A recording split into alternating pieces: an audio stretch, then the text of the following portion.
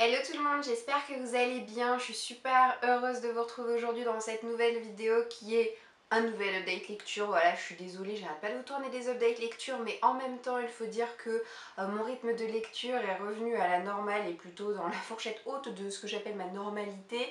Donc je suis vraiment contente d'avoir retrouvé un aussi bon rythme de lecture, mais étant en arrêt de travail depuis un mois, j'aime autant vous dire que j'ai limite que ça à faire de mes journées. Donc je vais me faire un plaisir de vous parler de mes 4 derniers livres lus. Je vous donnerai mon avis sur le 7e tome de la série de Charlie Davidson. Je vous dirai ensuite ce que j'ai pensé du roman Initié. Je vous donnerai mon avis sur le dernier tome de la trilogie La 5e vague. Et pour finir, je vous parlerai du livre La fille de la plage. Alors le premier livre dont je vous parle aujourd'hui, c'est le tome 7 de Charlie Davidson, l'une de mes séries d'urban fantasy préférées, qui est écrite par l'auteur Darinda Jones et qui est sortie aux éditions Milady. Donc c'est difficile pour moi de me maintenir à jour dans cette série, étant donné que je ne suis pas connue pour me marathonner les tomes d'une série. En général, j'en lis un, après je mets la série sur pause, je lis autre chose et puis j'y reviens quelques mois plus tard. Donc c'est notamment ce qui se passe pour Charlie Davidson, puisque sur les 12 tomes, à ce jour, voilà, je viens tout juste de terminer de lire le 7e. Mais je suis vraiment heureuse de l'avoir fait parce que c'est vrai que le 6e tome m'avait laissé un petit goût de déception en bouche. Je l'avais moins apprécié que les autres tomes, mais celui-ci m'a complètement réconciliée avec ma faucheuse préférée puisque ce n'est pas un coup de cœur. Il n'empêche que j'ai quand même mis à ce tome 7 la note maximale, soit un 5 sur 5. Pour celles et ceux qui seraient encore passés à côté du phénomène Charlie Davidson, cette jeune femme est détective privée. Elle l'aide à résoudre des enquêtes pour la police, elle résout également des disparitions assez mystérieuses et inexpliquées. Mais dans sa partie plus privée, elle est la faucheuse avec un F majuscule, donc elle ne va pas le crier sous tous les toits, mais elle a la capacité de voir des fantômes et son corps est comme un portail, c'est-à-dire qu'elle peut faire passer les fantômes à travers elle pour qu'ils atteignent l'au-delà. Et ce n'est que la partie immergée de l'iceberg, parce que plus on avance dans cette série, plus on découvre chez Charlet de nouvelles capacités. Alors comprenez bien que cette chronique de ce tome 7 va être extrêmement courte parce que on est vraiment rentré dans le vif du sujet et plus cette série avance, moins je peux vous en parler sans risquer de vous spoiler tel ou tel élément essentiel à l'avancée du récit. Donc finalement je vais vous dire que peu de choses sur ce tome 7, si ce n'est que là dans cette nouvelle histoire, Charlet a les 12 chiens de l'enfer aux trousses. On est face à une intrigue qui va à 100 à l'heure. Ce tome réunit tous les ingrédients qui font le succès de la saga et qui font que j'ai eu une énorme banane vissée sur le visage du début à la fin de ma lecture. On a énormément d'humour avec des jeux de mots en veux-tu, en voilà. On a des personnages principaux comme secondaires qui ont toujours une personnalité décapante et qui apportent tous autant qu'ils sont quelque chose de primordial à ce récit. Je me suis donc énormément amusée, je me suis régalée même.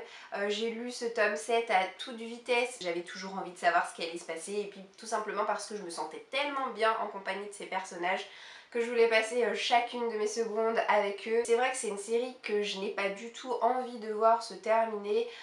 Je crois sentir un petit peu la direction que souhaite prendre l'auteur.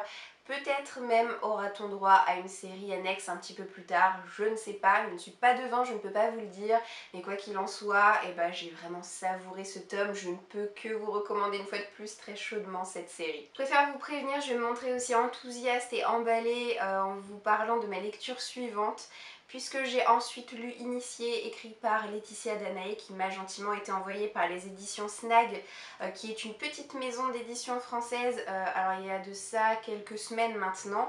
Donc j'ai pris mon courage à deux mains et je me suis lancée. Pourquoi je vous dis que j'ai pris mon courage à deux mains? Parce que c'est écrit tout petit et que c'est une grosse brique de plus de 500 pages. Mais bien m'en a pris parce que j'ai eu un énorme coup de cœur pour cette histoire, un coup de cœur inattendu. Je savais pas trop dans quoi j'allais mettre les pieds parce que le résumé de cette histoire qui nous est indiqué ici est finalement assez obscur et ne nous apprend pas grand chose sur le contenu de ce qu'on va lire. C'est un roman de fantasy dans lequel on va faire la connaissance de Lilith, qui est une enfant qui a des pouvoirs assez étonnants, et il ne fait pas bon dans cet univers avoir des pouvoirs magiques parce que le roi de ce royaume traque d'une manière méthodique toutes les personnes de pouvoir afin de les tuer. Du coup, afin de la protéger, le père de Lilith va choisir d'envoyer son enfant s'exiler loin de lui au sein d'une communauté qui regroupe ses semblables. Alors j'ignore complètement combien de temps l'auteur a passé à écrire, à réécrire et à se relire, mais je peux vous dire en tout cas que pour un premier roman, je suis absolument bluffée de la qualité d'écriture et de l'inventivité de l'auteur, qui nous a pondu un univers complexe et d'une richesse absolument incroyable, puisque j'ai été captivée d'un bout à l'autre par ce récit. Alors ce que j'ai adoré dans cette histoire, c'est le fait de suivre notre héroïne, Lilith, qui a une dizaine d'années au début du récit, sur une plage temporelle de 10 ans. C'est un procédé d'écriture que j'apprécie énormément. Il y a vraiment un intérêt précis à suivre notre héroïne pendant une si longue période, et je trouve que ça favorise en tout cas mon attachement envers un personnage quand j'ai l'opportunité de suivre son évolution sur autant de temps. D'ailleurs, ce récit peut vraiment être perçu comme un récit initiatique, en ce sens que Lilith va vraiment découvrir la pleine mesure et la pleine étendue de ses forces, de ses capacités, de ses pouvoirs tout au long des épreuves auxquelles elle va se retrouver confrontée. Alors évidemment, Lilith, elle n'est pas toute seule dans cette histoire, on va avoir pas mal de personnages secondaires, et j'ai vraiment adoré les découvrir parce que j'ai trouvé que l'auteur avait vraiment pris grand soin de la conception de ces personnages, de leur personnalité, et c'est pas des personnages passifs qui attendent que l'action se déroule à leur place. Non, ils font partie intégrante de l'action.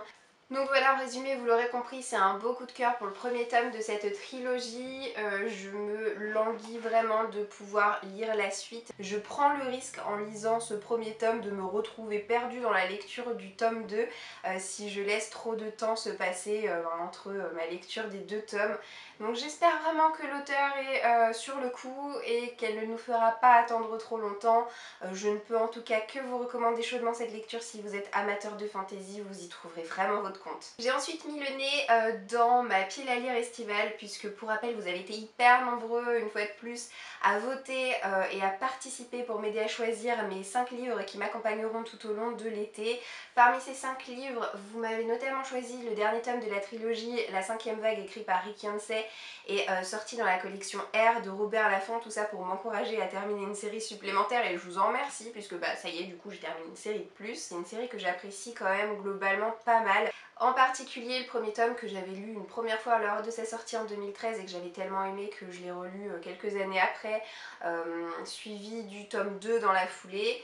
Mais il a fallu que j'attende pas mal de temps avant du coup de réussir à lire ce tome 3, et c'est peut-être le fait d'avoir attendu aussi longtemps, mais je me suis retrouvée un petit peu paumée en débutant ma lecture. On fait la connaissance de notre héroïne qui s'appelle Cassie, qui a vu sa planète Terre se faire envahir par les extraterrestres, mais pas d'un coup d'un seul, par étapes, ou plutôt par vagues. Et dans le premier tome, Cassie, qui avait été séparée physiquement de son petit frère, partait à sa recherche pour essayer de le sauver, de le conserver près d'elle, et il s'en est suivi tout un tas de péripéties. Et c'est vrai qu'il se passe tellement de choses dans cette série que du coup je me suis retrouvée un petit peu paumée en débutant le tome 3 en mode alors attends, où suis-je, que se passe-t-il?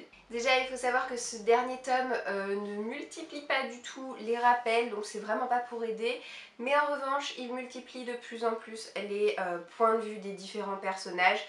Et la mise en page en plus est faite d'une manière assez étrange, ce qui fait que je me suis retrouvée à plusieurs reprises en train de me demander si je suivais toujours telle personne ou si on était plutôt passé à tel autre personnage. Bon, après, la plume de l'auteur, elle n'a vraiment pas changé, c'est-à-dire qu'elle est toujours aussi fluide et aussi immersive. C'est un plaisir de lire ce qu'il peut écrire, d'autant qu'on a toujours droit à un univers apocalyptique aussi exceptionnel que d'habitude. Moi en plus je suis très friande du style apocalyptique, genre la fin du monde, la survie, etc. On a un lot de scènes un petit peu angoissantes qui font parfois frémir et parfois grimacer. Donc voilà, moi je suis très cliente de ça, donc de ce côté-là en tout cas je n'ai pas été déçue. Ici c'est une héroïne un petit peu badass, très pugnace, très volontaire et vraiment courageuse par rapport à ce qui peut se passer. Donc voilà, elle est davantage présente que dans le tome 2 parce que dans le tome 2 ça avait été le gros défaut que j'avais pointé du doigt, à savoir qu'elle faisait un petit peu partie des abonnés absents. On commence à la suivre au début du récit puis après voilà. Mon appréciation est allée vraiment en dents de scie tout au long de ma lecture. À certains moments j'étais heureuse de ce que je lisais et à d'autres j'étais assez dépitée. On va dire que c'est vraiment la fin qui m'avait paru assez inattendue parce que tout simplement j'ai pris à aucun moment la peine d'y réfléchir en train de me demander alors à ton avis comment ça va se finir cette histoire. Voilà, la fin qui m'a pris à dépourvu et bah a remonté ma note. C'est pour ça que j'ai mis la note de 3 sur 5 à ce dernier tome, mais je dois dire que de manière vraiment très objective, dans cette trilogie, j'ai largement préféré le début de l'histoire à la fin. Et le dernier livre dont je vous parle aujourd'hui, c'est La fille de la plage, écrit par Alexis Aubunk, qui m'a été envoyé par les éditions Hugo Roman. Donc je ne pars pas à la plage, je ne pars pas à la mer cette année. En revanche, je me suis évadée par procuration grâce à ce livre à Santa Barbara, donc en Californie, sur la côte, puisque c'est le lieu où se passe cette histoire, où l'on va découvrir un groupe d'amis. Ils sont restés tout aussi proches en dépit des années qui passent. Ils sont désormais à la fac et c'est les vacances d'été. Ils sont en plein summer break et ils ont bien l'intention d'en profiter en faisant la fête, etc. Et un beau jour, Nathan se promène sur la plage en compagnie de sa petite copine. Le jeune homme va alors tomber sur un corps immobile sur la plage. C'est le corps d'une jeune femme qui est en vie mais qui est tombée dans les pommes. Elle est inconsciente et quand elle va se réveiller, elle va se révéler être amnésique. Elle est juste capable de dire qu'elle s'appelle Chelsea, mais au-delà de ça, elle ne se rappelle absolument rien de sa vie. La seule chose dont elle est certaine, c'est qu'elle refuse d'aller voir la police. Alors par rapport à cette histoire, j'ai vu passer des avis très positifs et d'autres vraiment plus modérés. Je fais partie des personnes qui ont beaucoup apprécié cette histoire puisque je lui ai mis la note de 4 sur 5. Personnellement, je ne connaissais pas la plume de cet auteur qui est quand même très prolifique puisqu'il a déjà plus d'une dizaine de romans à son actif, donc je l'ai découverte comme ça. Et c'est une plume qui m'a beaucoup plu, je l'ai trouvée immersive, j'ai eu aucun mal à me plonger dans cette histoire et aucun mal à m'imaginer à Santa Barbara. On a donc 4 héros, comme j'ai pu vous le dire, qui sont très différents les uns des autres du point de vue du caractère, ce qui ne les empêche en aucun cas d'être amis. On a donc Nathan, le garçon qui était sur la plage et qui a découvert Chelsea. Nathan, c'est un garçon qui est peu sûr de lui parce qu'il n'a pas un physique de rêve, même s'il a des parents qui sont milliardaires et que l'argent n'est clairement pas un problème pour lui. Ensuite, on a Jason qui est le beau gosse de service, qui lui au contraire est extrêmement sûr de lui, qui adore les aventures sans lendemain et qui adore sortir avec des pin-ups en cervelle. Le troisième et dernier garçon de la bande, c'est Kiss. Lui, au contraire de ses amis, il roule clairement pas sur l'or. Son père s'est suicidé et sa mère a très peu de moyens financiers et il doute un petit peu de la légitimité de sa place dans la bande. Quant à la dernière personne, c'est Sandy. Je crois bien que c'est ma petite chouchoute Sandy, je l'ai beaucoup appréciée, donc c'est la seule fille du groupe. Sandy, c'est un véritable garçon manqué, elle rêve du grand amour et nourrit une passion secrète pour la danse. Et ce que j'ai particulièrement apprécié, c'est que l'auteur il se contente pas de nous brosser son intrigue principale, à savoir qui est cette jeune amnésique, d'où sort-elle, que veut-elle.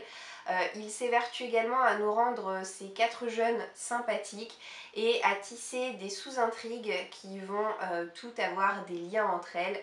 Et j'ai vraiment été prise au jeu, prise par ma lecture et avide d'en savoir plus. Maintenant, j'ai pas que des louanges non plus à faire sur ce récit. Si je devais pointer quelque chose du doigt qui m'a chiffonné, je dirais que c'est le manque de tension. Notre intrigue principale débute très tôt dans le récit, à savoir seulement au bout de quelques pages. Et pour un livre qui se veut avoir des petits accents comme ça de thriller young adulte, j'aurais vraiment apprécié qu'il y ait davantage de tension, j'aurais aimé me sentir mal à l'aise. Il ne reste que ça a été une très bonne lecture pour moi. Encore une fois, j'ai adoré l'ambiance californienne, j'ai adoré les personnages. Bon, j'ai pas été surprise par le dénouement parce que l'auteur nous avait laissé quand même suffisamment d'indices pour que sa fin ne soit pas trop surprenante non plus. Et en parlant de fin justement, j'ai commencé et lu ce livre comme si c'était un tome unique, mais plus j'approchais de la fin et plus je me disais mais non mais attends, c'est pas possible que ça se termine comme ça, il y a encore trop de choses qui sont en suspens.